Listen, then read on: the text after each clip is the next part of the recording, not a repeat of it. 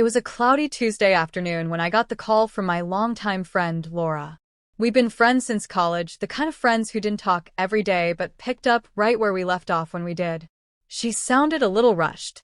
"Emily, would you mind helping Ethan with his history project? I'm stuck at work, and he's got this thing due tomorrow." Ethan, her 16-year-old son, was a polite, quiet kid who I'd known since he was in grade school. We weren't close, but I'd seen him grow up in the background of birthday parties, holiday dinners, and backyard barbecues. He always seemed more reserved than other kids his age, often hanging back instead of jumping into conversations. I told her yes without a second thought. I had the day off, and honestly, I like helping with school projects. There's something satisfying about seeing information come together into something meaningful. By the time I pulled into their driveway, the clouds outside had darkened. Their house sat at the end of a quiet cul-de-sac, surrounded by tall oak trees that whispered in the wind.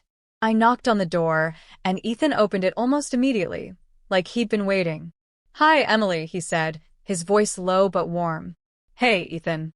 Ready to make this project shine?" I smiled, stepping inside. The familiar scent of Laura's cinnamon air freshener drifted in the air. We settled at the dining table with his laptop, some old history books, and a few pages of handwritten notes. The project was about American inventors of the 19th century, names like Thomas Edison and Alexander Graham Bell. As we worked, I noticed Ethan's focus, the way his brow furrowed slightly when he was deep in thought. He was meticulous, almost perfectionist in how he wrote. About an hour in, thunder rolled softly outside. The rain started, tapping against the windows in a steady rhythm.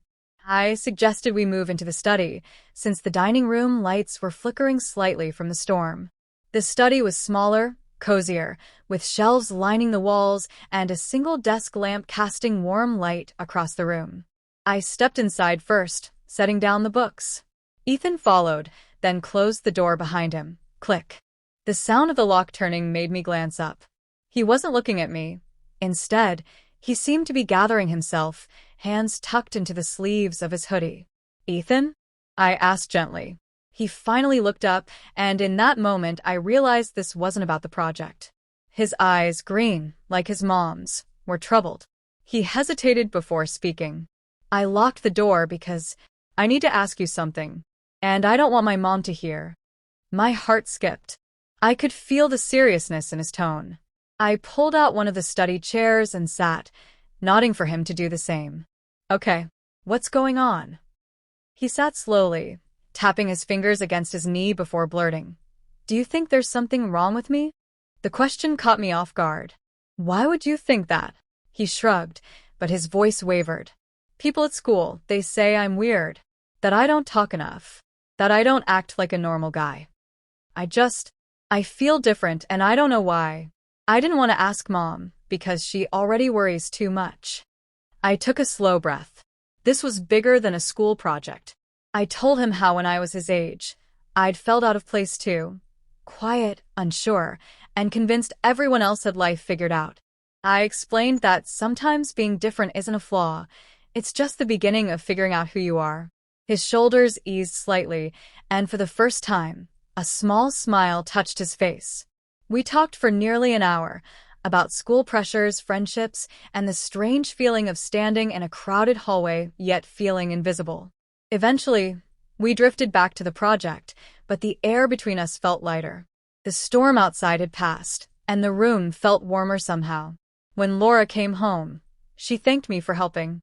I didn't mention the conversation. We both knew it was something Ethan had chosen to share and trust. That night, I realized the importance of small moments. Sometimes, the sound of a locked door isn't about shutting someone out. It's about finding the courage to let someone in. Over the next few weeks, Ethan seemed a little more confident whenever I saw him. He'd make eye contact, ask questions, and even laugh more. His project, by the way, earned him an A. Months later, Laura told me Ethan had joined the school's debate club. "He said he's trying to speak up more," she said with a proud smile. I thought back to that rainy afternoon in the study. The click of the lock, the quiet question, the way a conversation changed something small but important. And I realized that sometimes the most unexpected moments are the ones that leave the deepest mark.